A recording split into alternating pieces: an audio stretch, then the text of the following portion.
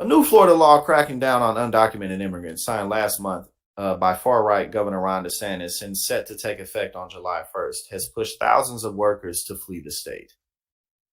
Not even some capitalists who otherwise support DeSantis in the state's GOP-controlled House and Senate are beginning to speak out about how the law is likely to hurt their bottom lines. Again, now you getting into people's pockets, you know what I'm saying? You're going to make everybody mad. And it don't matter who you are, you're getting into people's pockets. You're messing up. As the Tallahassee Democrat reported Tuesday. In his packing plant, Graves Williams, a lifelong Republican, proudly explained the skill, labor, and manpower needed to provide tomatoes across North America, a feat that he says wouldn't be possible without immigrant laborers. Quote, "We all love them to death," said Williams, whose family has been farming tomatoes for decades. "We couldn't run a business without them." And Ron DeSantis is doing all this just to pander to people online. That's it. He's just doing this to pander to people online. But the impacts, again, Ron DeSantis honestly has already ruined his career. It's already ruined. But his campaign will continue to sink it. And, let's all grab our popcorn and enjoy the show, because screw that guy. Williams, the owner of Quincy Tomato Company, may soon be forced to try following right-wing lawmakers' passage of Senate Bill 1718. Thousands of working-class immigrants, including many who are residing lawfully in the U.S., have opted to leave Florida. This guy, Ron DeSantis, is so stupid. The new law places harsh restrictions on undocumented immigrants. Among other things, it also requires the repayment of certain economic development incentives. If the state, which plans to conduct random audits of businesses, finds or is notified that an employer has knowingly employed an undocumented immigrant without verifying their employment eligibility. These people they're so online, man. The only people that this makes happy is dumb people who spend too much time online.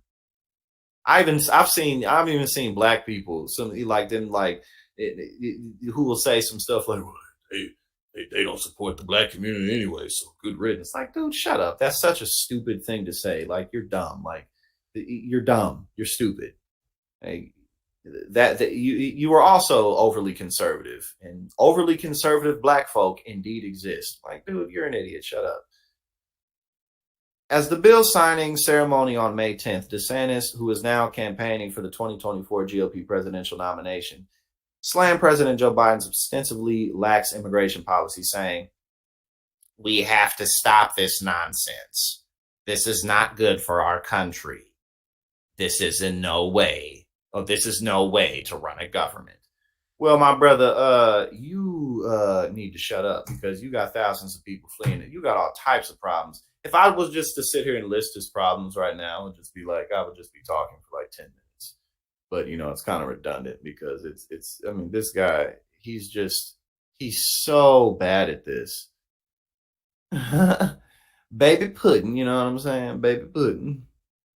Baby pudding. Data released earlier this month showed that unauthorized crossings of the U.S.-Mexico border fell sharply after the Biden administration imposed new asylum restrictions that went into effect when Title 42 ended on May 11th. Lies, liberal lies. Liberal lies, undermining DeSantis' dubious accusation of inaction at the border. Immigrant rights groups have condemned Biden's crackdown on asylum seekers, saying the president's new ban deepens the bipartisan abandonment of international human rights laws set to motion by the Trump administration. It's just this guy's just dumb. He's just a big stupid. He's just a big stupid. Meanwhile, in Florida, DeSantis' xenophobic approach has sparked fears that a labor shortage will leave crops unpicked. Well, of course, because A leads to B. Two comes after one, and so on. Tourist hotels short of staff. This is a huge problem for the whole state of Florida, but also again, Ron DeSantis ruined his career the moment that he put out that Donald Trump commercial. It was over from there. You know what I'm saying? Like, sometimes it's over. It's over as soon as it begins. Sometimes it's over before it begins. And sometimes it takes a while for the dominoes to fall, for the stack of cards to fall. But this dude, he can't redeem himself. He can't fix this. He can't. Because most importantly, he's already made too many policy decisions, and it takes time to get things passed. It takes time to enforce and implement laws. So it's over for that.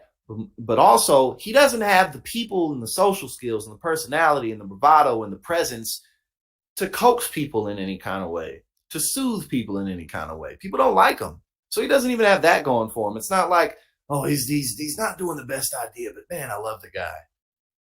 You know, he's messing up on all fronts. This dude's career is trash. Notably, concerns are emanating from some Republican priorities. How can one man pass one law and destroy all these businesses in Florida, asked Williams.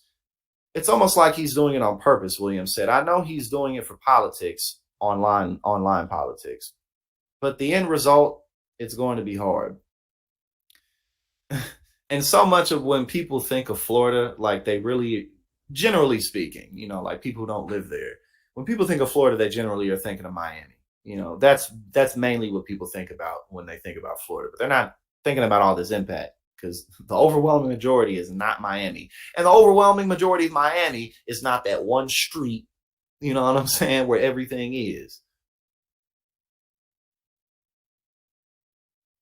According to the Tallahassee Democrat, Florida employers in construction, restaurants, landscaping, and many other service sectors already are struggling to fill jobs during what has been a post-pandemic sustained stretch of low unemployment. The new immigration limits will compound that, many say.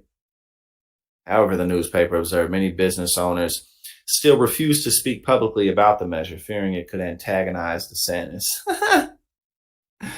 Well, that basically just means that they're having a rough time too, and they don't want to come out and openly admit it. Because if they were in favor of it, they'd be like, this is great.